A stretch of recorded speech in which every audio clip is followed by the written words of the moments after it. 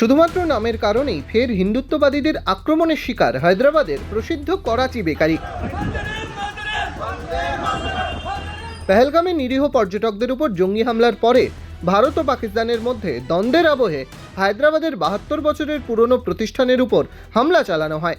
ভারতের মাটিতে থেকে পাকিস্তানের কোনো শহরের নাম বহন করা চলবে না, নাম বদলাতে হবে বলে চাপ দেওয়া হয় করাচি বেকারির মালিক রাজেশ এবং হরিশ রামনানির উপরে। যদিও ফ্রুট বিস্কুট এবং ওসমানিয়ার মতো পণ্য প্রস্তুতকারী প্রতিষ্ঠানটির সঙ্গে পাকিস্তানের কোনো সম্পর্ক নেই। দেশভাগের পরে পাকিস্তান থেকে চলে এসে 1953 সালে এই বেকারি প্রতিষ্ঠা করেছিলেন এক সিন্ধি ব্যবসায়ী খানচাঁদ রামনানি। হায়দ্রাবাদ ছাড়াও মুম্বাই, দিল্লি, বেঙ্গালুরু এবং অন্যান্য শহরে করাচি বেকারির বিপণী রয়েছে। ডাউনলোড করুন এই সময় অ্যাপ iOS ও অ্যান্ড্রয়েডের জন্য।